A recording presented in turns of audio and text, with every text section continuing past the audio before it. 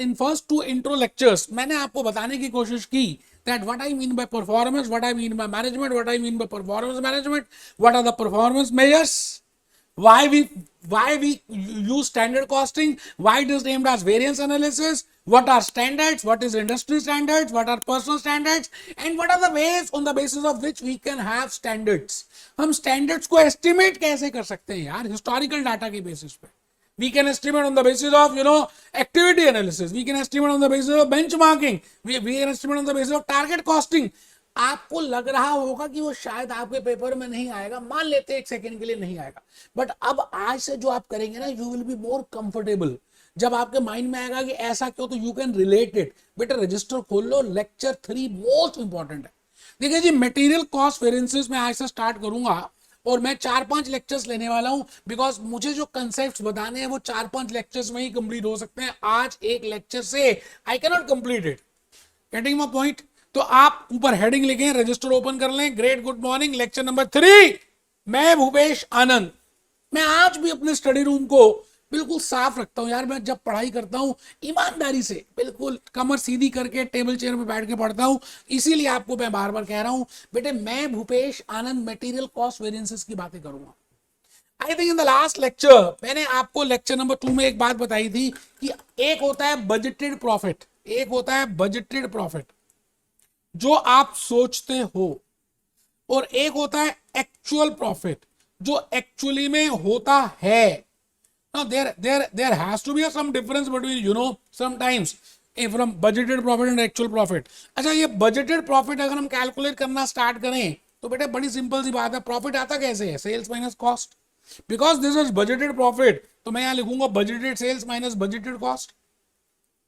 अच्छा, budgeted cost कैसे आती है? It is a sum total of 3 cost. One is material cost, second is labour cost, third is overhead cost. Because it is budgeted, तो मैं यहां पे लिख रहा हूं budgeted budgeted budgeted budgeted. But if I see actual profit, again I will say actual sales minus actual cost. And when I say actual cost, I will say actual material cost, actual labour cost, actual overhead cost. बेटे आज मैं आपको ये logically बताने जा रहा हूं कि if there is a difference in the budgeted profit and actual profit, अगर आपने जो फोरकास्टेड स्टेटमेंट्स बनाई थी उसके बजटेड प्रॉफिट में और एक्चुअल में डिफरेंस है, तो बेटे difference can be due to so many reasons. There can be a change in the sales as compared to budgeted sales and actual sales.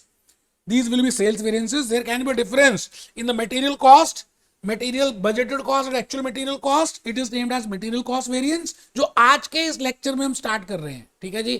There can be a difference, due to labor, budgeted labor and actual labor cost. That is named as labor cost variance. And there can be a difference due to overheads, कि हमने वो सोचे क्या थे और हो क्या गए. बेटे मैं भूपेश आनंद आज और अभी आने वाले 3-4 लेक्चर्स में आपके साथ मटेरियल कॉस्ट वेरिएंसेस को करने वाला हूं. यकीन मानिएगा, आपने कहीं से भी पहले से भी, if you have already done material cost variances, भाई साहब भूपेश आनंद का स्टाइल, भूपेश आनंद के लॉजिक्स, भूपेश आनंद के 4-5 लेक्चर्स अगर आप ईमानदारी से कर लेते हैं तो आपको एक नया ढंग मिलेगा सोचने का, that this is material cost variance. अभी तक जो किया था रट्टाफिकेशन थी. बेटे भूपेश आनंद एक भी पॉइंट को आपको रटवाने वाला नहीं है. मैं पहले फॉर्मूले को बताऊंगा, फॉर्मूले को डिराइव करके दिखाऊंगा, फॉर्मूले का लॉजिक बताऊंगा, और उसके बाद धीरे धीरे आपको एक टेबल बनवा के छू कर दूंगा कि भाई फॉर्मूला भी नहीं बनाना. अगर आपको लॉजिक समझ आ गया, कंसेप्ट समझ आ गया, no need to cram the formulas. इतने सारे फॉर्मूलास कब तक याद करोगे यार? नहीं करना कुछ भी. आप बस मेरी बात को ध्यान से सुने. और मैं भूपेश आनंद आज आपके सामने बड़ी प्यारी सी एक case study, because I have to explain it with help of a case study. ऐसा तो कर ही नहीं सकते ना यार जब तक I will not be using some practical examples. Case studies नहीं करूंगा, आपको करके नहीं दिखाऊंगा. बेटे बोलना तो बहुत आसान है, मैं ऐसी लेक्चर ले लूं, हो गया हो गया हो गया, this is material price, this is material, समझ ही नहीं आने वाला. बेटे आपसे मैं मन से प्यार करता हूं, और आप मेरे से अगर सच में मन से प्यार करते हैं तो आपको ये सभी केस स्टडीज पूरे मटेरियल कॉस्ट वेरिएंसेस की लिखनी है. अभी एक चार्ट आपको सबसे पहले लिखना है. नो डाउट ये चार्ट आपको अभी समझ ही नहीं आएगा क्योंकि मैंने बताया नहीं है, बट स्टिल एक बार आप चार्ट प्रिपेयर तो कर लें. मैं फिर धीरे धीरे बताऊंगा ना इसके सारी एलिमेंट्स. आप पहले एक बार देख तो लें. आप कमर सीधी करें और हेडिंग लिखें मटेरियल कॉस्ट वेरिएंस, सब बच्चे लिखेंगे बेटा। मटेरियल कॉस्ट वेरिएंस, कहानी किस्मत की, मटेरियल कॉस्ट वेरिएंस। आज मैं एक गाना भी दिखाऊंगा, material cost variance. When I say material cost variance, अभी up to first point we have to just prepare a flow chart. I am not aware कि जर्मन में, फ्रेंच में, जापानीज है, मुझे नहीं पता, मैं समझा भी नहीं रहा। आप बस मटेरियल की दो ब्रांचेस बनाइए, एक ब्रांच में आप लिखिए प्राइस और दूसरी ब्रांच में लिखिए यूसेज, आराम से। अभी देखेंगे क्यों लिखा प्राइस, क्यों लिखा यूसेज। फिर यूसेज की दो ब्रांचेस बनाइए, एक जगह लिखिए मिक्स और दूसरी जगह लिखिए यील्ड, और सब यूसेज भी उसका नाम है। बेटे ए टू जेड आपको लॉजिकली समझ आ जाएगा अगर आप मेरे साथ साथ चलेंगे। आलस नहीं करना, ढीलापन नहीं। You have to prepare the flow chart. बनाइए मटेरियल्स, मैंने कहा मटेरियल्स की दो ब्रांचेस बनाइए, बस बना दीजिए, प्राइस इनटू यूसेज। आपको पता है मटेरियल कॉस्ट कैसे कैलकुलेट करते हैं? अगर मैं आपसे पूछूं, है आप फ्लो चार्ट बनाने में इतनी आनाकानी कर रहे हैं, मटेरियल कॉस्ट कैसे निकालते हैं? मैंने इसे material cost I mean price into quantity. जो मैंने क्वांटिटी कंज्यूम की उसको अगर मैं गुणा कर दूं प्राइस से, कीमत से, जितने में मैंने खरीदा, दैट इज मटेरियल कॉस्ट। तो मैं आपसे क्या कह रहा हूं कि आप एक ब्रांच बनाइए, एक प्राइस की, एक यूसेज की, क्वांटिटी की, और यूसेज की ब्रांच दो बना दीजिए। अभी देखेंगे why I am preparing it to. ठीक है जी, चलिए। मुझे ऐसा लगता है कि आपने बना दिया है बेटे। मेरी सारे लेक्चर्स अब प्रैक्टिकल टच देंगे, बिकॉज तभी आपको लॉजिकली बातें समझ आएंगी। What I mean by standard cost, variance analysis. मैंने I want to explain you with help of first point. मैं अभी आपको पहली ब्रांच ही समझाऊंगा आज, कोई टेंशन ही नहीं, मैं नीचे जाऊंगा ही नहीं। मैं अभी यही वाली ब्रांच आज के इस लेक्चर में दूंगा। छोटे छोटे लेक्चर से, छोटे छोटे कंसेप्ट से, छोटी छोटी बातें हैं, छोटा बच्चा जान के मुझसे ना टकराना रे। आपको आज बस यहां बताना है, फिर एक लेक्चर लूंगा आपको खाली इसके बारे में बताऊंगा, इसके बारे में, इनके बारे में बताऊंगा, और लॉजिकली समझेंगे यार। कुछ जल्दी नहीं है कि बस कर लिया। आप बस उसके लिए आप दीपिका पादुकोण की एक केस स्टडी लिखो जी। हाँ, दीपिका रणवीर से जिसने शादी की है, हाँ जी बिल्कुल वही दीपिका। आप हेडिंग लिखिए ना, केस स्टडी ए, केस स्टडी ए। बेटे आप केस स्टडी ए में लिख रहे हैं Deepika limited presents the following information. आपको दीपिका ने कुछ इंफॉर्मेशन मुहैया कराई, that has been given to you. She has given about the budgeted information and the actual information, and you are a management accountant. You have to calculate for Deepika Padukone, that how much is the variance and which is the name of that, what is the name of that variance.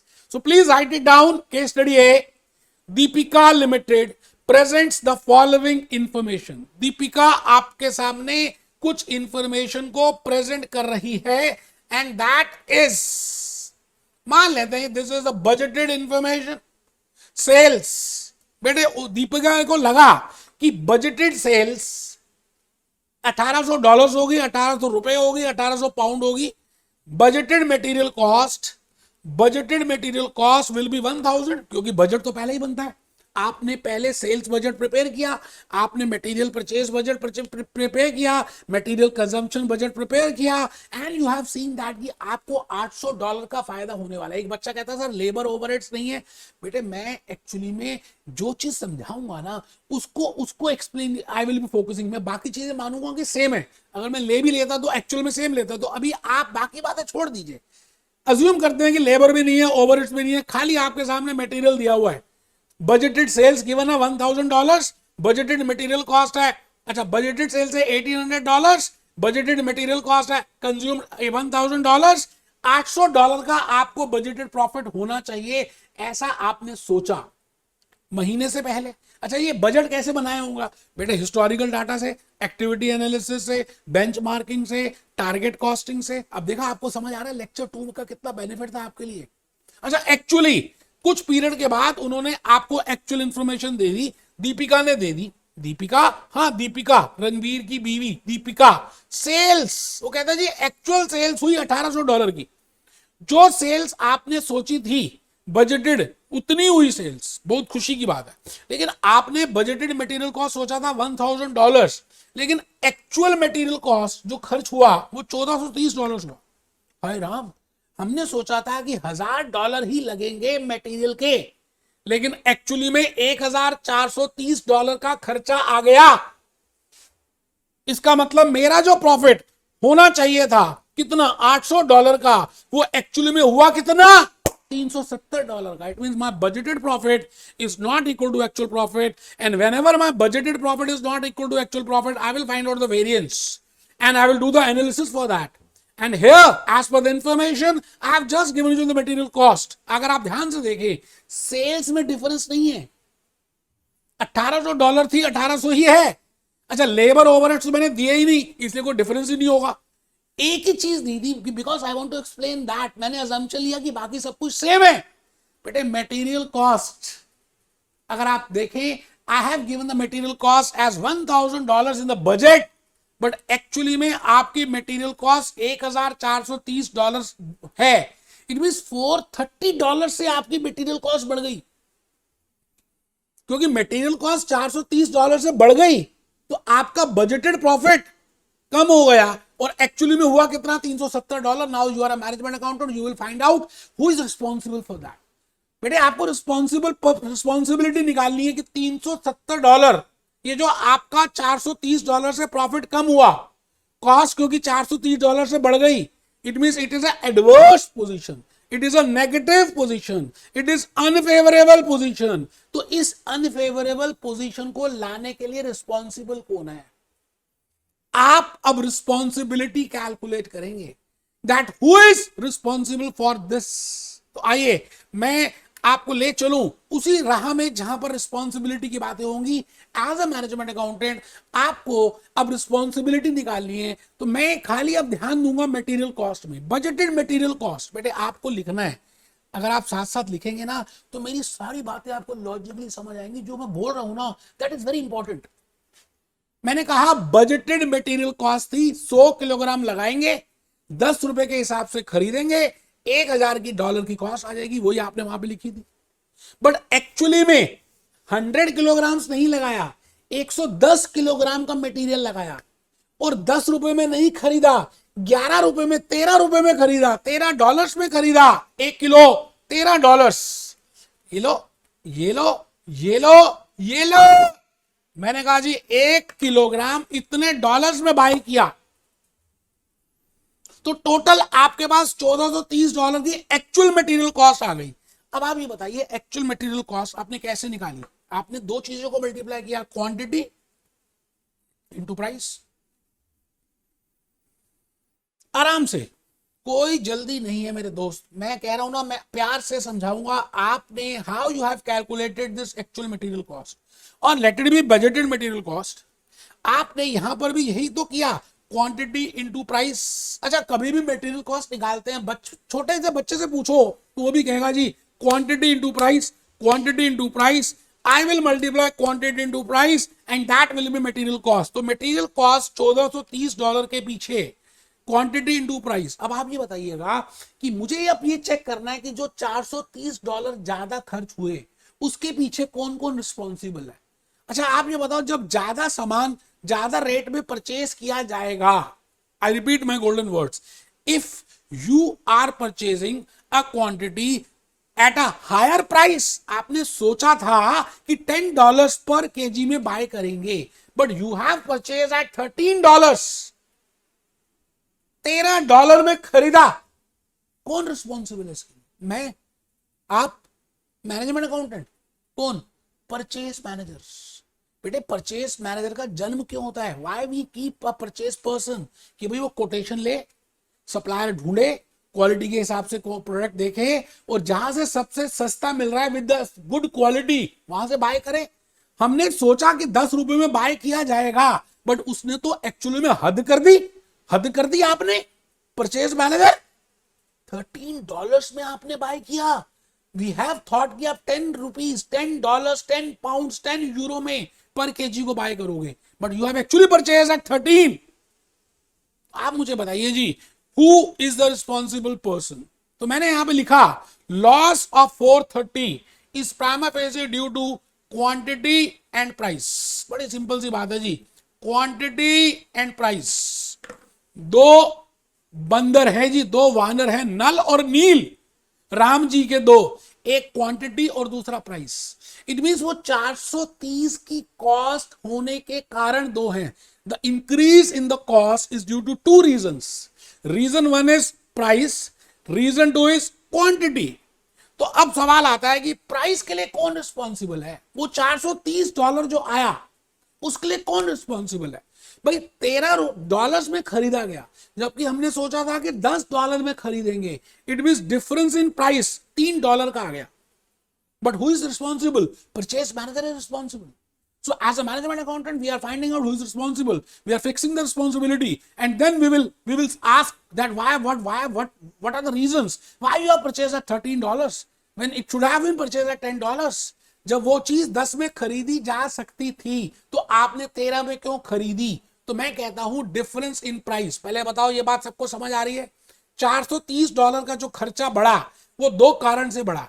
कारण one price, कारण दो quantity. Quantity भी ज्यादा लगी, 100 kilogram लगनी थी, लग गई 110, और प्राइस भी ज्यादा लगा. अब मैं प्राइस ज्यादा लगा तो उसकी रिस्पॉन्सिबिलिटी उसके कंधे में डाल रहा हूं. किसके? परचेस मैनेजर के कंधे. कि भाई 13 में खरीदना था, 10 में खरीदना था, 13 में खरीदा, तो responsibility of purchase manager. 10-12 difference in price. I think ये समझ आ रहा सबको. इनटू क्वांटिटी अगर मैं देखूं तो डिफरेंस इन प्राइस क्या है? भाई डिफरेंस इन प्राइस आप 13 माइनस 10 कर लो. हाँ जी, ये गलत लिखा मैंने, ये 13 है. आप 13 माइनस 10 कर लो या 10 माइनस 13 कर लो, उसमें क्या हो गया? बात एक ही है. आपको लॉजिक समझ आ गया ना? आप 13 माइनस 10 करो या 10 माइनस 13 करो, दोनों ही डिफरेंस इन प्राइस है. बट सवाल आता है कि अब आप इसको गुणा कितनी क्वांटिटी से करेंगे? We have to multiply with the quantity. भाई क्वांटिटी तभी तो पता चलेगा. ये तो आपके पास ₹3 का डिफरेंस आया, ₹3. This is for 1 kg. तो क्या परचेज मैनेजर ₹3 के लिए रिस्पॉन्सिबल है? बेटे $430 का डिफरेंस है टोटल कॉस्ट में. He is not responsible for 3 only. This is for 1 kg. तो कितने किलोग्राम खरीदे गए, परचेज किए गए या कंज्यूम किए गए? आराम से बेटे, यहीं पे एक बात समझानी है जो लॉजिक है. अब पॉइंट ये आता है कि डिफरेंस इन प्राइस तो समझ आ गया, 13 माइनस 10 $3 का डिफरेंस है. But whether I should multiply with quantity purchased और whether I should multiply with quantity consumed, because in this question quantity consumed is 110 kilograms. It should have been consumed 100 kilograms.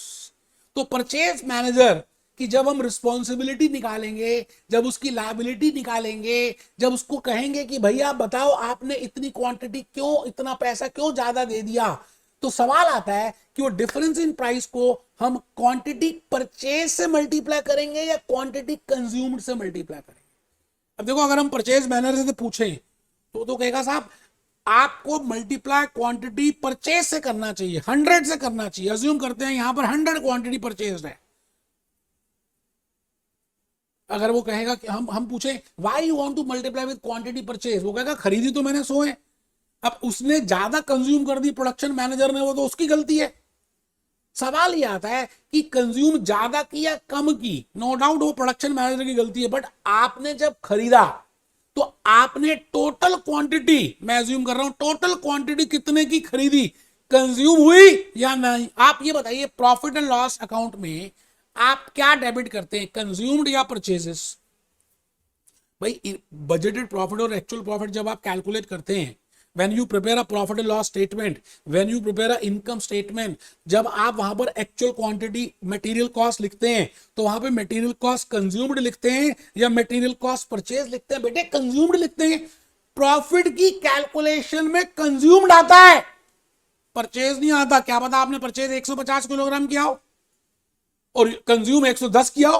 क्या पता आपने purchase 80 किया हो, consume 110 किया हो, क्योंकि opening stock. It means the point is when I see profit calculation I always debit actual cost consumed.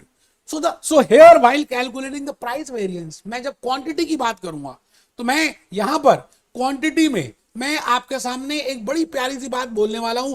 आप सब लिखेंगे, मैं यहां पे कह रहा हूं डिफरेंस इन प्राइस. ये बात तो सबको समझ आ गई. अच्छा, this is the responsibility of purchase manager.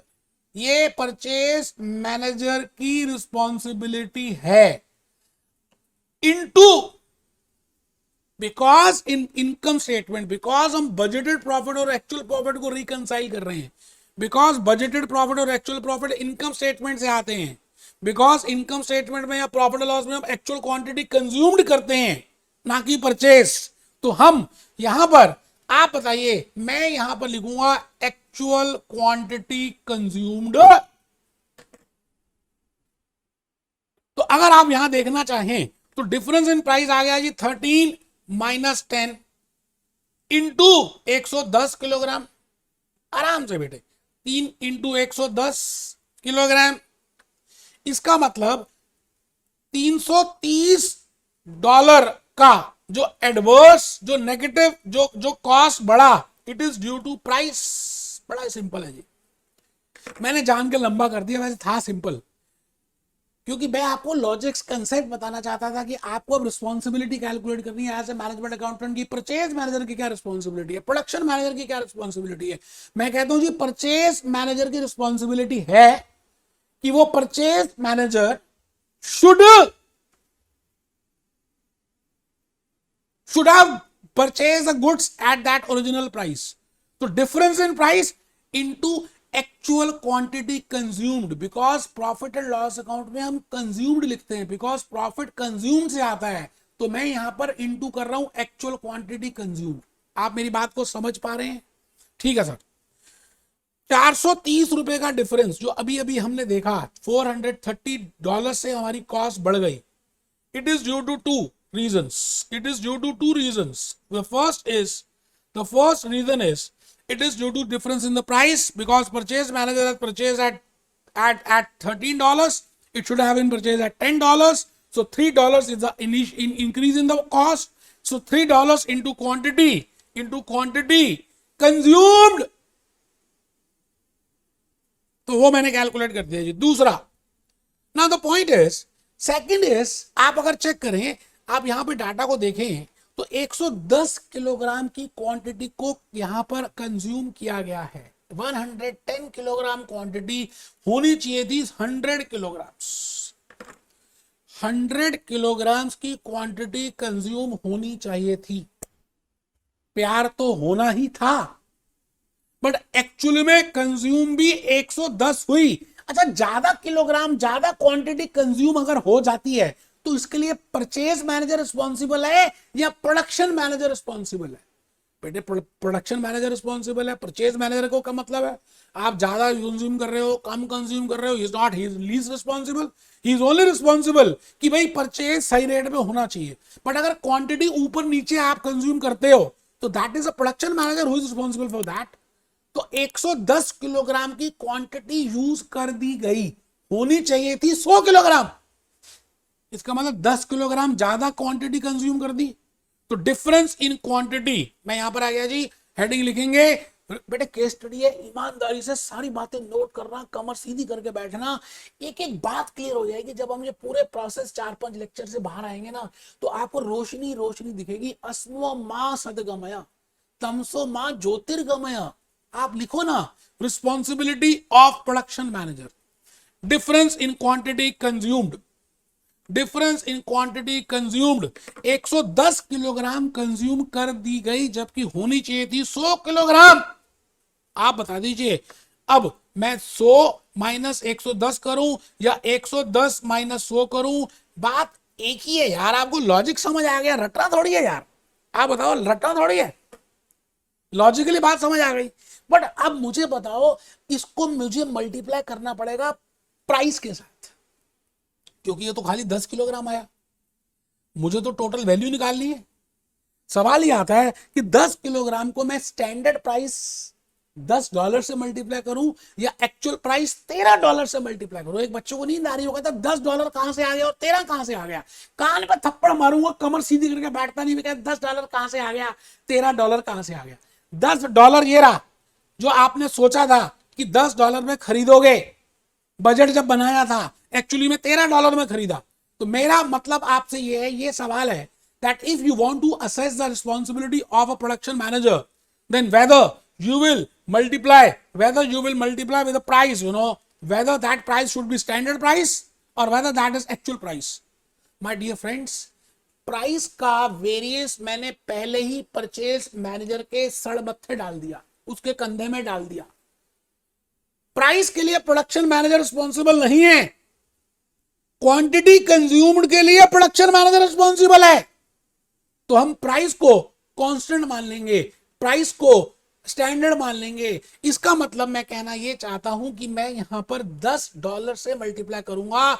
I will not multiply with $13 because price का रिस्पॉन्सिबिलिटी परचेज मैनेजर की है, क्वांटिटी की रिस्पॉन्सिबिलिटी प्रोडक्शन मैनेजर की है.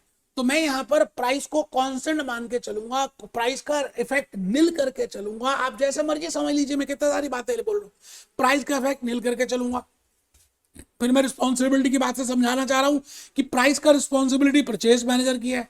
फिर मैं कहना चाह रहा हूं इसकी नील अजम्पशन ले रहे हैं, कुछ भी मानिए, आगे आपकी मर्जी है. तो आप बताइए जी, यहां पर if I do like this, तो मेरा यहां पर बेटे फॉर्मूला बना 10 into 10 that comes to 100 kilograms और 100 रुपीज या डॉलर्स या कुछ भी. बेटे आपको पता ही नहीं कि आपने दो वेरिएंस जाने अनजाने में कैलकुलेट भी कर दिए और दोनों वेरिएंस के लॉजिक भी समझ आ गए आपको. आइए एक आध बात लिख लें, फिर आगे चलेंगे.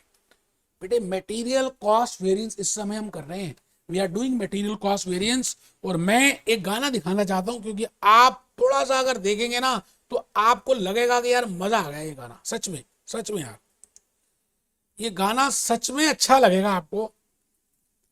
अब देखिए गाना है ही नहीं, चांस की बात है, यहाँ पे गाना नहीं है. अच्छा कोई बात नहीं, अभी देखते हैं, अभी देखेंगे बेटा. मैं अभी गाना दिखाऊंगा पक्का, आपको जो वादा किया है. पहले एक बार आप एक बार छोटा सा और लिख लें, फिर आगे चलते हैं. मैंने कहा आप लिखें material cost variance is either, बेटा बड़ा इंपॉर्टेंट है ये टेबल, ये वर्ड, ये टेबल, ये फ्लो चार्ट. एक्सप्लेनेशन जो मैंने अभी तक बोली ना वो भी बड़ी कीमती है यार. किसी बुक में, किसी जगह, किसी वीडियो में, किसी यूट्यूब में कोई टीचर नहीं देगा इतनी डिटेल्ड एक्सप्लेनेशन जो मैंने दी आपको. Purchase manager, production manager, he is responsible. Why we are multiplying with actual quantity and why we are multiplying with actual quantity consumed while calculating price variance and why we are multiplying with standard price and quantity. बेटे बड़ा important है, आपको शायद हल्का लग रहा है यार, नॉर्मल यूट्यूब लेक्चर में मानना इसको. आप लिखो material cost variance is either due to change in the usage of material और due to change in the price of material. आराम से मैंने अभी कहा आपको कि वो जो $430 की ज्यादा कॉस्ट आ गई वो दो वजह से आई. एक तो क्वांटिटी ज्यादा कंज्यूम की और एक प्राइस ज्यादा किया. वैसे जरूरी नहीं कि हर बार दो वजह से, या तो खाली प्राइस से हो सकती है या खाली क्वांटिटी से हो सकती है या प्राइस और क्वांटिटी दोनों से हो सकती है. The case study which I have used उसमें दोनों थे, इसीलिए मैंने लिखा और एंड.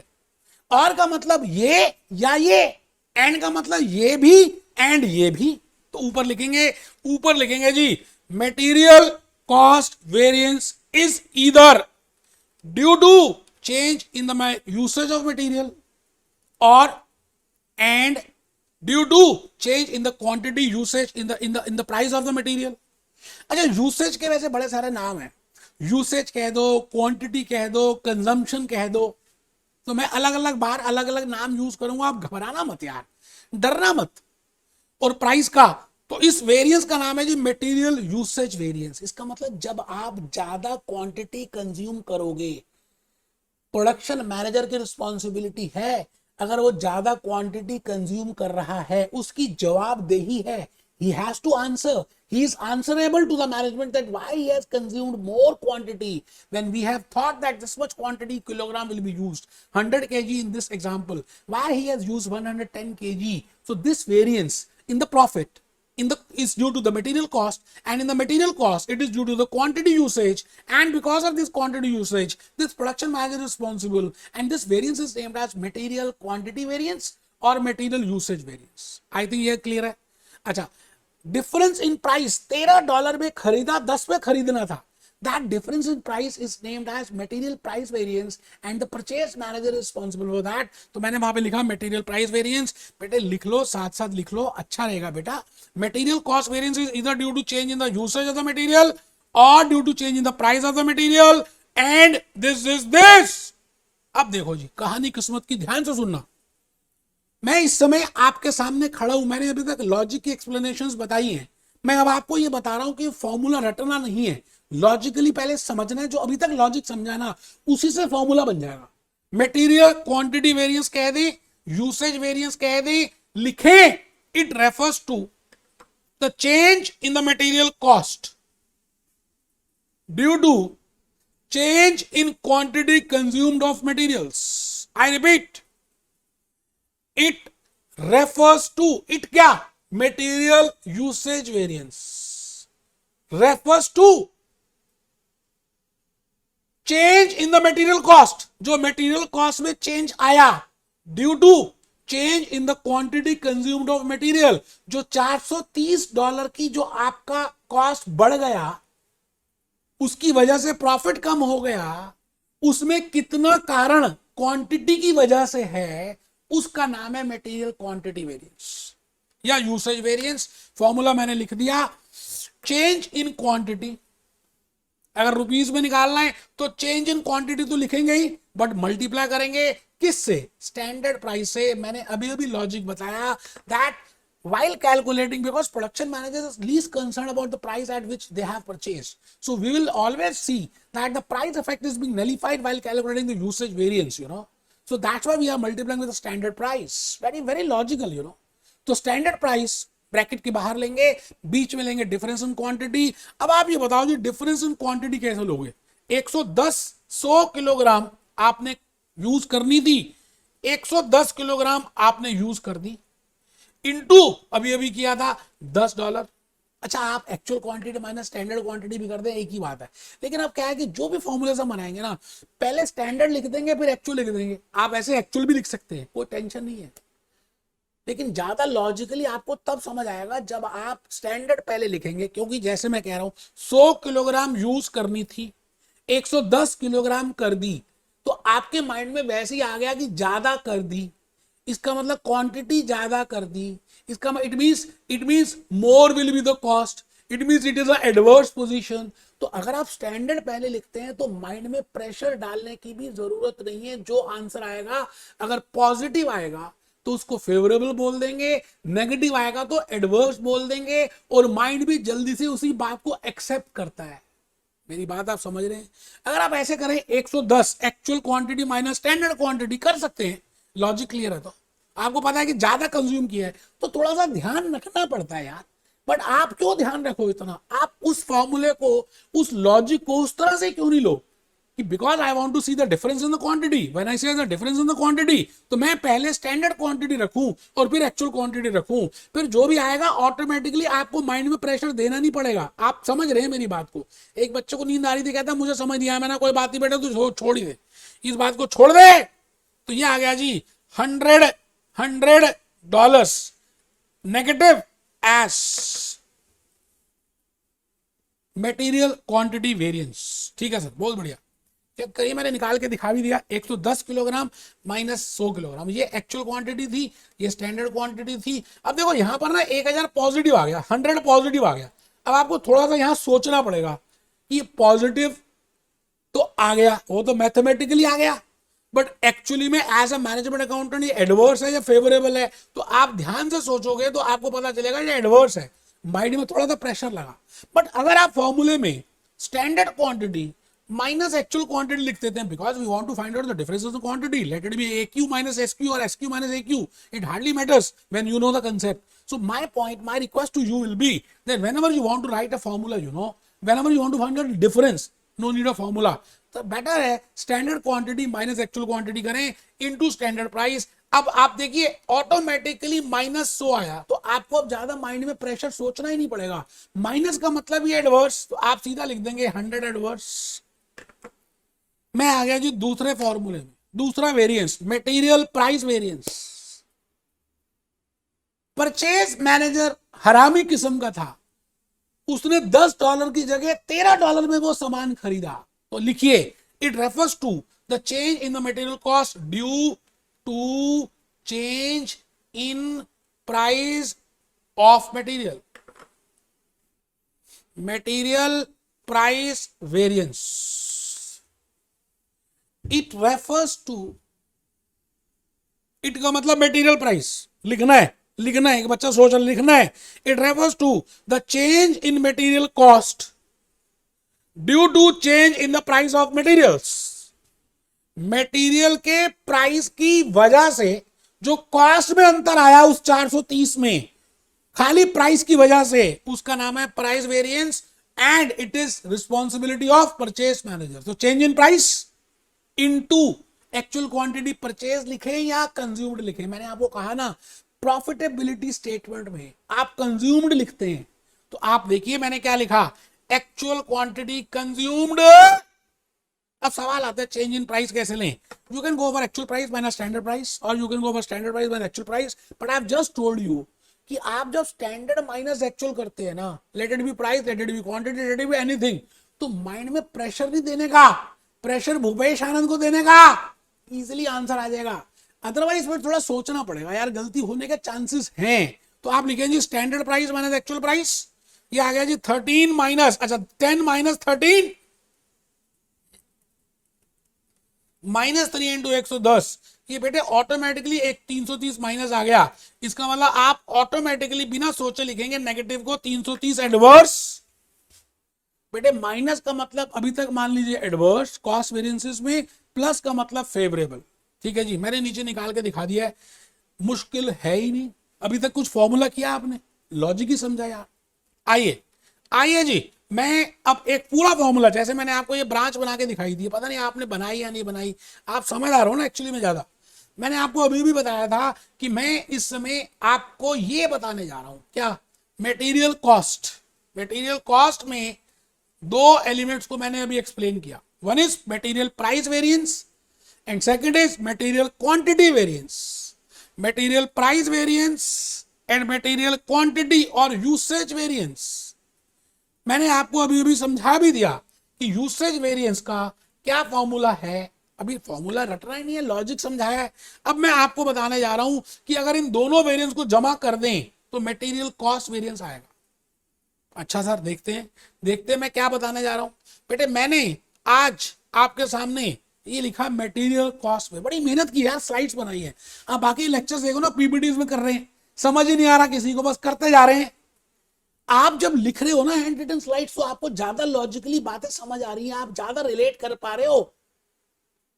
ऊपर लिखो material cost variance is equal to material usage variance और quantity variance plus material price variance. Material usage variance का भी अभी फॉर्मूला लॉजिक पता चला, difference in quantity, standard quantity minus actual quantity into standard price. अच्छा, price variance, difference in price into actual quantity consumed, तो standard price minus actual price, मैंने symbol से लिख दिए, फिर मैंने ब्रैकेट ओपन कर दिए। बेटे फोर्थ क्लास की मैथमेटिक्स है, अगर आप ब्रैकेट ओपन करोगे तो ये माइनस आ जाएगा, है ना, ये ऐसे आ गया, ये कट गया, सर ये कट गया, हाँ मैंने कहा कट गया, तो क्या बच गया? Standard quantity into standard price minus actual price into actual quantity, ये बन गई जी स्टैंडर्ड मटेरियल कॉस्ट, और ये बन गई जी एक्चुअल मटेरियल कॉस्ट। आराम से, कोई जल्दी नहीं है, लॉजिक समझेंगे हम सब, साथ साथ चलेंगे, कोई घबराहट नहीं, जल्दी नहीं, अफड़ा तफड़ी नहीं। हेडिंग दोबारा देखिए क्या लिखा मैंने, बेटा किसी बुक में, किसी लेक्चर में, किसी टीचर ने नहीं बताया यार, भूपेश आनंद आपको लॉजिकली बता रहा है। Material cost variance, material usage variance plus material price variance. Usage का फॉर्मूला लिख दिया, प्राइस का लिख दिया, ब्रैकेट खोल दिए, ब्रैकेट खोल दिए, हाँ, फिर कट गया, कट गया, हाँ, जो बच गया वो क्या बचा?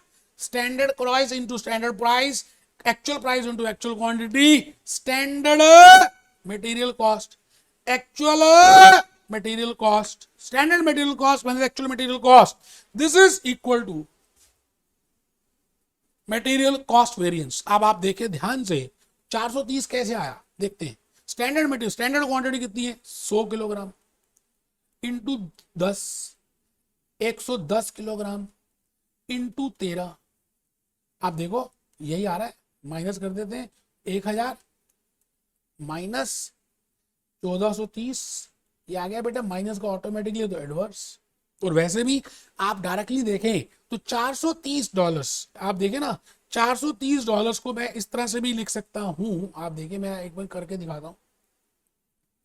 मटेरियल कॉस्ट वेरिएंस, अभी अभी हमने सीखा, it is sum total of two, one is material quantity and material price, दोनों में प्लस कर दिया। जब मैं आपसे कह रहा हूं कि 100 एडवर्स ये आया और 330 एडवर्स ये आया, तो इसका मतलब ये तो आना ही चाहिए ऑटोमेटिकली 430 एडवर्स। आना चाहिए नहीं आना चाहिए, आप लॉजिकली बताइए। तो वो 430 या तो ऐसा समझ लीजिए, या आपको मैंने अभी डेरिवेशन करके दिखाई। कौन है यार जो डेरिवेशन भी करके दिखाता? मैंने डेरिवेशन करके दिखाई, यूसेज प्लस दिस, फिर यूसेज का फॉर्मूला लिखा। फॉर्मूला क्या? लॉजिक लिखा, difference in quantity into price into standard price, difference in price into actual quantity consume, tick tick tick tick tick tick tick tick tick tick cross, and this is a formula. तो बेटा आपने जाने अनजाने में आज के lecture में एक नोट लिखना, फिर मैं कुछ बात बताऊंगा। नोट 1 लिखिए, नेगेटिव का मतलब क्या है? नेगेटिव साइन का मतलब क्या है कॉस्ट वेरिएंस में? नेगेटिव साइन का मतलब क्या है कॉस्ट वेरिएंस में? एडवर्स वेरिएंस और डेबिट वेरिएंस और अनफेवरेबल वेरिएंस। आराम से, नेगेटिव का मतलब है एडवर्स, क्योंकि आपकी कॉस्ट बढ़ गई।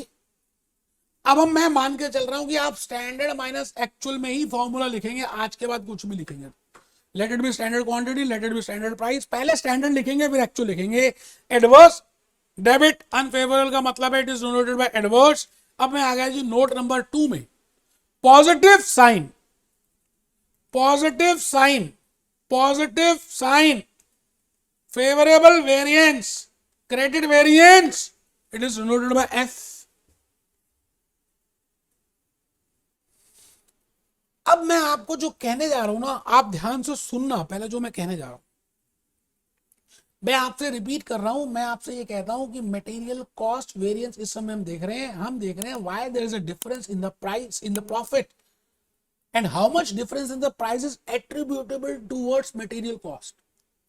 And we are again preparing a branch that if there is a difference in the material cost, how much is the cost, material cost attributable due to more quantity consumed and due to more price paid? Because for more quantity consumed, production manager is responsible, and for more price paid, purchase manager is responsible. So we want to find out who is responsibility.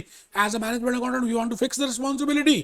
I think यहां तक आपको सबको logically बातें समझ आ गई है ना? Lecture 3 यहीं पे मैं एंड कर रहा हूं। बातें बड़ी सारी हैं जो बतानी है, धीरे धीरे बताऊंगा।